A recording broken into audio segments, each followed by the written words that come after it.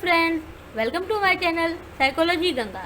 Friends, आज के अपने इस लेक्चर में हम मनोविज्ञान के एक महत्वपूर्ण टॉपिक परसेप्शन या परसेप्शन के बारे में जानेंगे और इससे संबंधित महत्वपूर्ण प्रश्नों को हल करेंगे जो आपके आने वाले सभी टेट परीक्षाओं, यूपी-पीजीटी साइकोलॉजी और नेट आदि महत्वपूर्ण परीक्षाओं में यूजफुल है।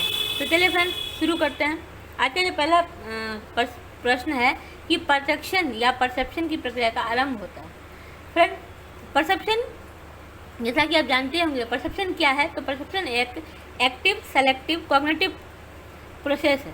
परसेप्शन क्या है? एक प्रक्रिया है जिसके द्वारा हम अपने बाह्य वातावरण के बारे में जानते हैं, तत्काल जानते हैं फ्रेंड, है ना, तत्काल जानते हैं और इससे हम अपने वातावरण में होने वाली तत्कालिक घटनाओं को जानते हैं, उससे अवेयर होते हैं और अपने इंटरनल बॉडी के बारे में भी हम जो भी प्रोसेस होती है उसके बारे में जानते हैं। तो ये परसेप्शन बहुत ही इम्पोर्टेंट है।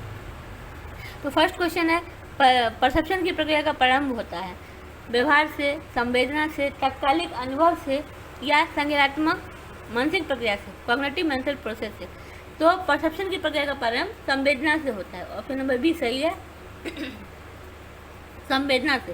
क्वेश्चन नंबर 2, निम्नलिखित परिभाषा किससे संबंधित है? मीन्स की परिभाषा जो नीचे दी गई है वो किसने दी है? व्यक्तियों द्वारा किया गया तात्कालिक अनुभव ही परसेप्शन है। व्यक्तियों द्वारा किया गया तात्कालिक इमीडिएट एक्सपीरियंस ही परसेप्शन है। कोलमैन, एटकिंसन, हिलगार्ड, वुडवर्थ या मॉर्गन, किंग, रॉबिन्सन। तो फ्रेंड, यह इस परसेप्शन की बहुत ही ईजी और इम्पोर्टेंट डेफिनेशन है जो बार बार पूछी जाती है। तो ऑप्शन नंबर डी इसका सही है, Morgan, king and Robinson. Question number 3 है कि परसेप्शन या परसेप्शन एक कैसी मानसिक प्रक्रिया है? तो परसेप्शन जो फ्रेंड्स है निष्क्रिय है, वस्तुनिष्ठ, सक्रिय या संज्ञानात्मक है। तो फ्रेंड, जैसे मैंने आपको पहले बताया था कि परसेप्शन क्या है, एक प्रोसेस है जो एक्टिव और कॉग्निटिव सेलेक्टिव है। तो यह एक्टिव मतलब सक्रिय और संज्ञानात्मक। ऑप्शन नंबर बी सही है, सक्रिय और संज्ञानात्मक, एक्टिव और कॉग्निटिव प्रोसेस है। क्वेश्चन नंबर 4 है, ज्ञानेंद्रियों से लेकर मस्तिष्क तक होने वाली प्रक्रिया को क्या कहते हैं? फ्रेंड, आप जानते हैं कि हमारे शरीर में 5 ज्ञानेंद्रियाँ होती हैं। तो ज्ञानेंद्रियों से लेकर मस्तिष्क तक होने वाली प्रक्रिया को क्या कहते हैं? न्यूरोदैहिक प्रक्रम। ऑप्शन नंबर ए इसका सही है, न्यूरोदैहिक प्रक्रम। इसमें क्या होता है कि ज्ञानेंद्रियों से लेके यानी हमारी आईज, ईयर, नोज, स्किन और टंग, ये 5 चीज़ें हैं, ब्रेन तक होने वाली प्रोसेस को न्यूरोदैहिक प्रक्रम कहते हैं। क्वेश्चन नंबर 5 है, परसेप्शन के दैहिक सिद्धांत का व्याख्या मुख्य रूप से की है। पहले परसेप्शन के बारे में बहुत सारे सिद्धांत दिए गए हैं। तो जो दैहिक सिद्धांत है वो किसने दिया है? वॉन सेंडर ने, रिसेन ने, कोलमैन या हेब ने? तो ऑप्शन नंबर डी इसका सी सही है, हेब ने। परसेप्शन का दैहिक सिद्धांत हेब ने दिया है। क्वेश्चन नंबर 6 है, हेब के अनुसार परसेप्शन का अधिकांश अंश होता है। तो हेब महोदय ने दैहिक सिद्धांत दिया, जैसा कि आपने देखा अभी। तो उसमें परसेप्शन का अधिकांश अंश कैसा होता है? उन्होंने क्या बताया? जन्मजात होता है, पर्यावरणीय होता है या अर्जित होता है, एक्वायर्ड होता है या इनबोर्न होता है? तो फ्रेंड, हेब ने बताया कि परसेप्शन का अधिकांश अंश अर्जित होता है, अधिकांश अंश अर्जित। ऑप्शन नंबर बी सही है, मतलब कि एक्वायर्ड करते हैं हम, ठीक है। क्वेश्चन नंबर 7 है कि गेस्टवाल्डियो के अनुसार प्रत्यक्षात्मक अनुभूति होती है। तो गेस्टाल्टवाद जो है, आप गेस्टाल्टवाद जो स्कूल है मनोविज्ञान का, उनके अनुसार प्रत्यक्षात्मक या जो परसेप्चुअल प्रोसेस है वो कैसी होती है? जन्मजात, पर्यावरणीय, अर्जित। तो गेस्टाल्टवादी इसे जन्मजात मानते हैं। फ्रेंड्स, हेब ने इसे अर्जित माना था, एक्वायर्ड माना था, लेकिन गेस्टाल्टवादी जिसके गेस्टाल्टवाद के फादर कौन है? मैक्स बर्दाइमर। और कोहला कोप्फा भी उनसे उसी स्कूल से रिलेटेड है, गेस्टवाल से रिलेटेड है। मैक्स बर्दाइमर फादर है और कोहलर कोफ्टा भी इससे रिलेटेड है। तो ये लोग कैसा मानते थे? परसेप्चुअल प्रोसेस को जन्मजात की, जो परसेप्शन है वह हमें जो उसकी क्वालिटी होती है परसेप्शन करने की, और जन्मजात ही होती है। क्वेश्चन नंबर 8 है, हेब के अनुसार सही एवं स्पष्ट परसेप्शन के लिए प्राणी को आवश्यकता होती है। जो हेब जिन्होंने शारीरिक सिद्धांत दिया था परसेप्शन का, उनके अकॉर्डिंग सही और स्पष्ट परसेप्शन के लिए प्राणी को आवश्यकता होती है। किस चीज़ की? ज्ञानेंद्रियों की सही सोच की, जन्मजात एवं अर्जित कारकों की या पर्याप्त प्रशिक्षण की। तो फ्रेंड ऑप्शन नंबर डी है इसका, पर्याप्त प्रशिक्षण इसका सही है। हेब के अकॉर्डिंग पर्याप्त प्रशिक्षण की आवश्यकता होती है सही परसेप्शन के लिए। नेक्स्ट क्वेश्चन है क्वेश्चन नंबर 9। क्वेश्चन नंबर 9 है कि हेब प्रत्यक्षण प्रक्रिया में पर्याप्त प्रशिक्षण को आवश्यक समझते हैं, इसीलिए उन्होंने किस संपत्ति को स्वीकार किया। तो हेब ने द्वैहिक प्रकरण को स्वीकार किया था। द्वैहिक प्रकरण के अनुसार पर्याप्त प्रशिक्षण हेब इम्पोर्टेंट मानते थे, इसीलिए उन्होंने द्वैहिक प्रकरण कॉन्सेप्ट दिया। क्वेश्चन नंबर 10 है कि हेब साधारण प्रशिक्षण का दैहिक आधार बायोलॉजिकल बेसिस और परसेप्शन की मौलिक इकाई फंडामेंटल यूनिट किसे मानते थे। तो ये कोशिका संग्रहण, ऑप्शन नंबर सी सही क्वेश्चन नंबर 10 का। अब है फ्रेंड्स जोड़ी मिलानी है, सही सुमेलित कीजिए। दैहिक उपागम, गिब्सनियन उपागम, निर्देश आवश्यकता सिद्धांत, गेस्टाल्ट सिद्धांत। फ्रेंड ये परसेप्शन के विभिन्न सिद्धांत बोलिए या उपागम है, अप्रोचेज हैं। तो दैहिक उपागम अब जानते हैं कि बी हेब ने दिया था, तो टू गिब्स, ये दोनों तो हो गए नहीं, और ये 2 फिर है गिब्सोनियन उपागम, तो गिब्सन ने दिया तो 3, ऑप्शन नंबर बी सही हो जाएगा। आगे भी देख लेते हैं। दैहिक उपागम हेब ने, गिब्सन ने, निर्देश अवस्था सिद्धांत, तो यह ब्रूनर और पोस्टमैन ने दिया था फ्रेंड। निर्देश अवस्था सिद्धांत ब्रूनर पोस्टमैन ने दिया था, और गेस्टाल्ट सिद्धांत वर्राइमर ने दिया था। मैंने आपको पहले ही बताया था कि वर्राइमर को क्या बोला जाता है, फादर ऑफ गेस्टाल्टियन स्कूल। तो 4 हो जाएगा। नेक्स्ट क्वेश्चन है परसेप्शन के क्षेत्र में गिब्सन के योगदानों को ध्यान में रखते हुए किस कथन को असत्य माना जा सकता है। तो फ्रेंड गिब्सन क्या बोलते थे कि गिब्सन ने जब अपनी थ्योरी दी थी उसमें उन्होंने बताया था कि पर्यावरण के उद्दीपक में पर्याप्त सूचनाएं मौजूद होती हैं, यानी कि हमारे इन्वायरमेंट में जो भी चीज़ें होती है आसपास में उसमें पर्याप्त इन्फॉर्मेशन खुद ही मौजूद होती है। उद्दीपक की विशेषताओं के आधार पर परसेप्शन की तीक्ष्ण किया जा सकता है। जो उद्दीपक स्टिमुलस में जो खुद ही विशेषताएं होती हैं, जैसे मान लीजिए साउंड है, वो इतनी तेज है उस पर सबका ध्यान अपने आप जाएगा, तो कहते हैं कि उद्दीपक की अपनी विशेषताओं के कारण ही मतलब परसेप्शन हम कर लेते हैं। और परसेप्शन का स्वरूप सरल और प्रत्यक्ष होता है। फ्रेंड ये प्रत्यक्ष ये बहुत इंपॉर्टेंट है, क्योंकि गेस्टाल्ट इसको गिब्सन के थ्योरी को डायरेक्ट थ्योरी ऑफ परसेप्शन भी बोलते हैं। गिब्सन के थ्योरी को डायरेक्ट थ्योरी ऑफ परसेप्शन भी बोलते हैं। तो वो गिब्सन बोलते हैं कि परसेप्शन जो है वो डायरेक्ट होता है। हमने किसी स्टिमुलस को देखा और उसका परसेप्शन डायरेक्टली उसके गुणों के आधार पर हो जाता है। तो परसेप्शन का स्वरूप सरल और प्रत्यक्ष होता है, ये उन्होंने बताया है। लेकिन प्रत्यक्षणकर्ता के गुणों के आधार पर परसेप्शन होता है, ये उन्होंने नहीं बताया। उन्होंने प्रत्यक्षणकर्ता का रोल सेकेंडरी रखा है, तो ये गलत वाला पूछा, तो ये सही होगा। क्वेश्चन नंबर 13 है प्रत्यक्षण का प्रत्यक्ष सिद्धांत किसे समझते हैं। अभी मैंने आपको बताया कि डायरेक्ट थ्योरी गिब्सन ने दी है। गिब्सन के थ्योरी को डायरेक्ट थ्योरी ऑफ परसेप्शन भी बोलते हैं। क्वेश्चन नंबर 14 है सूचना संसाधन उपागम, इंफॉर्मेशन प्रोसेसिंग अप्रोच। सूचना संसाधन उपागम जिसे इंफॉर्मेशन प्रोसेसिंग अप्रोच बोलते हैं के अंतर्गत प्रत्यक्षणकर्ता में किसी भी सूचना के प्रवाह का सही क्रम क्या है, किस क्रम में according to information processing theory जो सूचना सही क्रम में जाए क्या है। तो इसका जो राइट ऑप्शन वो है ऑप्शन नंबर सी। आपने जब थ्योरी पढ़ी होगी तो देखा होगा कि इस थ्योरी में इंफॉर्मेशन प्रोसेसिंग थ्योरी में क्या बोलते हैं कि पहले स्टिमुलस को हम देखेंगे, फिर वह सेंसरी रिसेप्टर संवेदी ग्राहक में जाएगा। पहले स्टिमुलस को देखा, सेंसरी रिसेप्टर पर इफेक्ट किया, फिर केंद्रीय तंत्रिका तंत्र यानी कि central nervous system CNS central nervous system में गया, फिर वहाँ पे उसका पार्ट है ब्रेन का, हमारे कॉर्टिकल ब्रेन का, उसमें गया इन्फॉर्मेशन और देन रेस्पॉन्स करेंगे, अनुक्रिया करेंगे। ये क्रम सही है, ऑप्शन नंबर सी का सही है। एक बार फिर से फ्रेंड देख लीजिए, उद्दीपक पहले स्टिमुलस को हमने देखा, फिर सेंसरी रिसेप्टर में जाएगा, फिर सेंट्रल नर्वस सिस्टम केंद्रीय तंत्रिका तंत्र में जाएगा सीएनएस में, फिर कॉर्टिकल ब्रेन सेंटर में, फिर रेस्पॉन्स करेंगे, अनुक्रिया करेंगे। ये इसका सही क्रम है। क्वेश्चन नंबर 15 है कि परसेप्शन के सूचना संसाधन सिद्धांत के अनुसार कौन सा कथन असत्य है। तो जो परसेप्शन की थ्योरी है, इंफॉर्मेशन प्रोसेसिंग थ्योरी, उसके अकॉर्डिंग क्या गलत है। तो फ्रेंड इस सिद्धांत में प्रोटेक्शन को अन्य उच्चतर मानसिक प्रक्रिया से भिन्न माना गया है। फ्रेंड यही गलत है, ऑप्शन नंबर ए, क्योंकि इंफॉर्मेशन प्रोसेसिंग थ्योरी में परसेप्शन को मानसिक उच्चतर हायर मेंटल प्रोसेस के सिमिलर ही माना गया है। तो गलत वाला पूछा तो ये सही है। बाकी देख लेते हैं, इस थ्योरी के अकॉर्डिंग प्रोटेक्शन में सूचना का संसाधन कई अवसरों पर किया जाता है। अभी आपने देखा कि किन किन अवसरों से सूचना का प्रोसेसिंग हुआ। इस सिद्धांत में व्यक्ति की प्रोटेक्शन क्षमता को सीमित माना गया है। फ्रेंड इस थ्योरी में ये नोट कीजिएगा, क्योंकि पूछते हैं कि किसके अकॉर्डिंग परसेप्शन क्षमता जो है वो सीमित होती है, और सूचना संसाधन सिद्धांत का दृष्टिकोण मात्र एक डिस्क्रिप्टिव या वर्णनात्मक दृष्टिकोण ही है, only descriptive point of view है।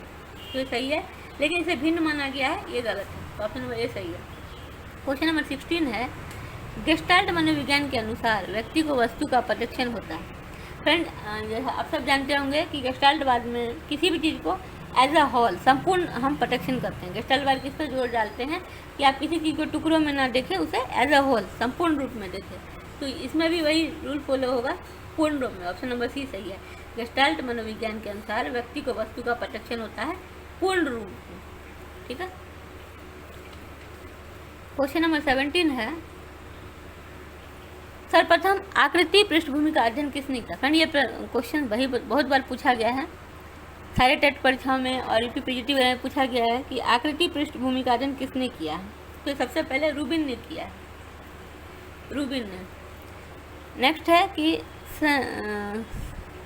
परितृप्त घटना, सेटेशन फेनोमेना, परितृप्त घटना का संबंध है। तो फ्रेंड जो परितृप्त घटना है उससे कोहलर और वेलेक ने एक्सपेरिमेंट किए थे, ये सही है। ऑप्शन नंबर ए, कोहलर और वेलेक। नेक्स्ट क्वेश्चन है, प्रोटेक्शन संरक्षण के किस नियम के अनुसार व्यक्ति में जन्मजात प्रवृत्ति होती है जो प्रोटेक्शन किए जाने वाले उद्दीपकों से अधिकाधिक अर्थ अनुभव कर सके। फ्रेंड ये क्वेश्चन बहुत इंपॉर्टेंट है, कई बार पूछा गया है कि उस प्रवृत्ति के कारण व्यक्ति परसेप्शन किए जाने वाले चीज़ों से बार बार परसेप्शन करता है, तो इसे कहते हैं अर्थगतता का नियम, लॉ ऑफ प्रेग्रेडिज्म। अर्थगतता का नियम कहते हैं, प्रेग्रेंस बोलते हैं, लॉ ऑफ प्रेग्रेंस। क्वेश्चन नंबर 20 है, किस सिद्धांत के अनुसार प्रत्यक्षात्मक क्षेत्र तथा मस्तिष्क क्षेत्र के बीच सीधा संबंध होता है। फ्रेंड गेस्टाल्टवादियों का ये बहुत ही इम्पोर्टेंट कॉन्सेप्ट है कि उन्होंने बताया कि जो हमारा ब्रेन है उसमें एक ब्रेन फील्ड होता है और एक होता है परसेप्चुअल फील्ड, जिस चीज़ को हम देख रहे होते हैं, और उससे रिलेटेड ब्रेन फील्ड होता है। जब हम परसेप्शन कर रहे होते हैं तो उससे रिलेटेड ब्रेन फील्ड होता है, और इन दोनों में डायरेक्ट रिलेशन होता है। ये सब बताया गया है गेस्टाल्टवादियों ने। तो इसे कहते हैं समाकृता का नियम, समाकृता का नियम कहते हैं इसे। ऑप्शन नंबर ए सही है। नेक्स्ट क्वेश्चन है, गेस्टाल्टवादियों ने दृष्टि क्षेत्र में किन बलों के होने की कल्पना की। तो फ्रेंड दृष्टि क्षेत्र में उन्होंने कुछ बल होते हैं ऐसा माना गेस्टाल्टवादियों ने। ये होते हैं ए और बी, ससंजक और अवरोधक बल दोनों, ससंजक और अवरोधक दोनों। ब्राउन और बोथ के गणितीय विश्लेषण के अंतर्गत ब्राउन और बोथ ने गणितीय विश्लेषण के अंतर्गत ससंजक बलों के योग और अवरोधक बलों के योग, इन दो बल माना और इन दोनों के योगों को किस संकेत का नाम दिया। तो सिग्मा सी और sigma R. Option number B सही है, sigma C sigma R. Next question है, प्रोटेक्शन के गेस्टाल्ट सिद्धांत के अनुसार निम्नलिखित में से कौन सा कथन सही नहीं है, कौन सा सही नहीं है। तो प्रोटेक्शन संगठन का स्वरूप अर्जित है, ये सही नहीं है फ्रेंड, क्योंकि परसेप्शन मैंने थोड़ी देर पहले आपको बताया कि गेस्टाल्टवादी लोग हर चीज़ को बोलते हैं कि वो एज ए होल देखो और जन्मजात होती है। वो मानते हैं कि प्रत्यात्मक क्षमता, परसेप्शन जो हमारी एबिलिटी है परसेप्शन करने की, वह कैसी होती है, तो जन्मजात होती है। तो ऑप्शन में बी गलत है। क्वेश्चन नंबर 24, प्रत्यक्षण के व्यवहारवादी उपागम के सिद्धांत के अनुसार प्रत्यक्षण का आधार कौन सा होता है। तो व्यवहारवादी उपागम में कालिक अंतक्रिया और स्थानिक अंतक्रिया दोनों होते हैं फ्रेंड। ऑप्शन नंबर सी सही है, सी, कालिक और स्थानिक अंतक्रिया। क्वेश्चन नंबर 25 है, व्यवहारवादी उपागम के अनुसार प्रोटेक्शन किस प्रकार का व्यवहार है? व्यवहारवादी उपागम जो है, तो फ्रेंड जो व्यवहारवादी है वो हर चीज़ को क्या मानते हैं कि वो हम लर्न कर सकते हैं, सीख सकते हैं। तो यह सीखा गया, ये भी एक सीखा गया व्यवहार है अकॉर्डिंग टू बेहवारिस्ट। व्यवहारवादी क्या मानते हैं कि यह परसेप्शन भी एक सीखा गया व्यवहार है। नेक्स्ट क्वेश्चन है, व्यवहारवादी उपागम में परसेप्शन की व्याख्या करने का सर्वप्रथम प्रयास किया। तो ये हल ने किया था, व्यवहारवादियों में हल ने इम्पोर्टेंट कोशिश किया था परसेप्शन के बारे में। नेक्स्ट क्वेश्चन है, निर्देश अवस्था सिद्धांत। निर्देश अवस्था सिद्धांत जो पोस्टमैन और ब्रूनर ने दिया था, किस अन्य नाम से भी जानते हैं? तो फ्रेंड इसे क्रियात्मक सिद्धांत भी बोलते हैं। क्रियात्मक सिद्धांत ऑप्शन नंबर सी। ब्रूनर और पोस्टमैन ने निर्देश अवस्था सिद्धांत के अंतर्गत प्रोटेक्शन के किन कारकों द्वारा निर्धारित होता है? ब्रूनर और पोस्टमैन के निर्देश अवस्था सिद्धांत के अंतर्गत प्रोटेक्शन या परसेप्शन किस कारकों द्वारा निर्धारित होता है? तो व्यवहार बल और स्थानिक दोनों। ऑप्शन नंबर डी सही है। नेक्स्ट है, किस उपागम में प्रोटेक्शन का आधार व्यक्ति की आवश्यकता मूल्य नीड वैल्यूज को माना गया है? किस उपागम में परसेप्शन के किस उपागम में व्यक्ति की नीड्स और वैल्यूज को इम्पोर्टेंट स्थान दिया गया है? तो वह है निर्देश अवस्था सिद्धांत, जिसे डायरेक्टिव स्टेट अप्रोच भी कहते हैं, निर्देश अवस्था सिद्धांत। नेक्स्ट है, किसके द्वारा वस्तु के आकार का प्रोटेक्शन होता है? तो फ्रेंड वस्तु के आकार का प्रोटेक्शन कंटूर के द्वारा होता है। फ्रेंड ये आपने पढ़ा होगा, ये बहुत ही इंपॉर्टेंट है, कई बार पूछा गया है कि हम जो किसी वस्तु को परसेप्शन करते हैं तो उसके शेप आकार का कैसे हमें पता चलता है? कंटूर के वजह से। नेक्स्ट है, कौन सा नियम प्रत्यात्मक संगठन के नियमों के अंतर्गत नहीं आता? फ्रेंड गेस्टाल्ट वाले ने परसेप्शन के कुछ नियम दिए हैं, आप जानते होंगे। समान गति का नियम दिया है, समानता का नियम दिया है और समीपता का नियम दिया है। फ्रेंड इसमें क्या है कि सामान्य गति का नियम, जब उद्दीपक के वस्तुओं में कोई ऐसा गुण होता है जो एक ही दिशा में जाते हैं फ्रेंड, तो उसे सामान्य गति का नियम कहते हैं। समानता का नियम वो होता है कि जो उद्दीपक आपस में एक जैसे मिलते हैं उनमें सिमिलरिटी का कुछ गुण पाया जाता है, जो स्थान या किसी भी गुण में समान हो तो समानता का नियम कहते हैं, उसे हम अच्छे से परसेप्शन करते हैं। और समीपता का नियम होता है कि जो एक दूसरे से समीप हो उसे भी हम एक साथ परसेप्शन करते हैं। लेकिन प्रेरणात्मक नियम ये इसके अंतर्गत नहीं आता। ऑप्शन नंबर डी सही होगा। ऊपर के तीनों आते हैं। नेक्स्ट क्वेश्चन है 32, किस संकेतों के माध्यम से हमें वस्तु की मोटाई, सघनता, दूरी का परसेप्शन होता है? किस संकेतों के माध्यम से वस्तु की मोटाई, सघनता, दूरी का परसेप्शन होता है? तो फ्रेंड यह है एकाक्षीय और द्विअक्षीय, ए और सी दोनों सही है। नेक्स्ट है, कौन सा संकेत जन्मजात ना होकर सीखा हुआ था? फ्रेंड तो एकाक्षीय संकेत जो वो सीखा हुआ था। फ्रेंड आप जानते हैं कि हमारी एकाक्षीय जो संकेत होता है वो सीखा हुआ होता है और द्विअक्षीय जो होता है वो जन्मजात होती है। तो एकाक्षीय जिसे हम बायोलॉजिकल सिंबल भी बोलते हैं वह जन्मजात होता है।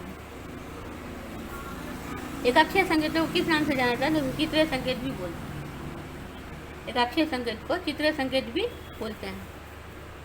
नेक्स्ट है,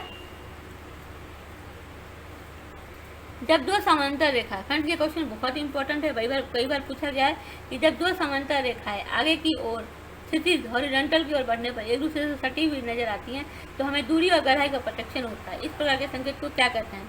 तो फ्रेंड आपने इसका जो बेस्ट एग्जाम्पल है पैरेलल लाइंस का, आपने देखा होगा रेलवे, आपने रेल से कभी यात्रा किया होगा तो देखा होगा कि दो पटरियाँ जो होती है जब हम उसे देखते हैं तो हमें क्या लगता है कि वो आगे जैसे जैसे दूर जा रही हैं वो पटरियाँ एक दूसरे से सट रही है ना, एक दूसरे से सटी हुई, मतलब पास पास नज़र आती है। जैसे दूर होते जाएंगी तब, जैसे हम स्टेशन पे खड़े होकर रेलवे पटरियों को देखते हैं दूर तक तो हमें ऐसा लगता है कि आगे जाके वह एक दूसरे से मिल गई हैं।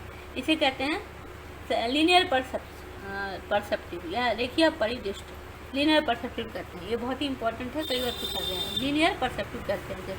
नेक्स्ट है, कौन सा संकेत जन्मजात होता है? तो यह द्विअक्षीय, मैंने अभी बताया था कि द्विअक्षीय जो संकेत होते हैं वो जन्मजात होते हैं और एक अक्षीय सीखते हैं हम, लर्न होता है। द्विअक्षीय संकेतों को हम किस नाम से जाना जाता है? तो शारीरिक संकेत, ठीक है, शारीरिक संकेत भी बोलते हैं द्विअक्षीय को। किन संकेतों के क्रम से एक नेत्र या दो नेत्रों का होना आवश्यक है? फ्रेंड जो एक अक्षीय होते हैं उस परसेप्शन के लिए हमें एक अंक से भी वो कर लेते हैं और जो दो अक्षीय होती हैं वो मतलब शारीरिक होती हैं क्योंकि वो हम जन्मजात होती हैं तो उसके लिए दोनों अंक की आवश्यक है। तो इसे चित्रीय और शारीरिक संकेत भी बोलते हैं। चित्र के लिए एक अंक से भी कम चल जाएगा और शारीरिक के लिए दोनों आयु का होना जरूरी है। नेक्स्ट है ध्वनि स्थान सिद्धांत में ध्वनि की दूरी और दिशा का निर्धारण किन संकेतों द्वारा होता है। तो फ्रेंड इसमें भी हम एक कान या दोनों कानों से हो जाता है, तो एक कर्नल या दो कर्नल, एक ए 1 और सी सही है। नेक्स्ट है कौन से संकेतों के लिए क्रमशः एक कान और दो कान की जरूरत है। तो एक कर्नल और दो कर्नल अनुभववादी सिद्धांत के प्रतिपादक हैं। तो अनुभववादी सिद्धांत के प्रतिपादक हैं जॉर्ज बर्केली। फ्रेंड्स ये भी बहुत इंपॉर्टेंट क्वेश्चन है, बहुत बार पूछा गया। जॉर्ज बर्केली अनुभववादी सिद्धांत के प्रतिपादक हैं। नेक्स्ट है किस सिद्धांत के अनुसार दूरी और गहराई परीक्षण का आधार दृष्टि उद्दीपकों का तरह तरह की अदृष्टि उद्दीपकों विजुअल इन्फॉर्मेशन का नॉन विजुअल इन्फॉर्मेशन के साथ साचार्य होना है। तो यह है अनुभववादी सिद्धांत है। और किसने दिया था अनुभववादी सिद्धांत? अभी हमने देखा था जॉर्ज बर्केली ने अनुभववादी सिद्धांत दिया था। नेक्स्ट है किस सिद्धांत के अंतर्गत दूरी एवं गहराई परीक्षण का आधार दृष्टि उद्दीपकों का अपने आप में हर तरह की सूचनाओं से परिपूर्ण है। तो फ्रेंड किस परसेप्शन की कौन सी थ्योरी ऐसी है जो बोलती है कि उद्दीपक में हर तरह की इन्फॉर्मेशन है वो अपने आप में संपूर्ण है? तो यह गिब्सन का सिद्धांत है, जिसमें वो पहले ही बताया था कि गिब्सन जो है वो मानते थे कि उद्दीपक में अपने आप में हर तरह से सूचना मौजूद होती है। तो गिब्सन सिद्धांत इसका आंसर होगा। नेक्स्ट है परसेप्चुअल डिफेंस या प्रत्यक्षात्मक रक्षा पद का प्रतिपादन किसने किया है? जो परसेप्चुअल डिफेंस है किसने दिया? Option number A Postman, Bruner और मैकगिनीज। फ्रेंड ये भी बहुत इंपॉर्टेंट है, कई बार पूछा गया कि परसेप्चुअल रक्षा या परसेप्चुअल डिफेंस पद का प्रतिपादित किसने किया था? Postman, Bruner, McGinnies. फिर एक कंसेप्ट और है परसेप्शन रक्षा का, पूछते हैं कि अपोजिट विपरीत कॉन्सेप्ट कौन सा है? तो इसका है परसेप्चुअल, इसका है प्रत्यात्मक रक्षा का है अपोजिट वर्ड है निगरानी, प्रत्यात्मक निगरानी। प्रत्यात्मक रक्षा का अपोजिट है प्रत्यात्मक निगरानी। नेक्स्ट है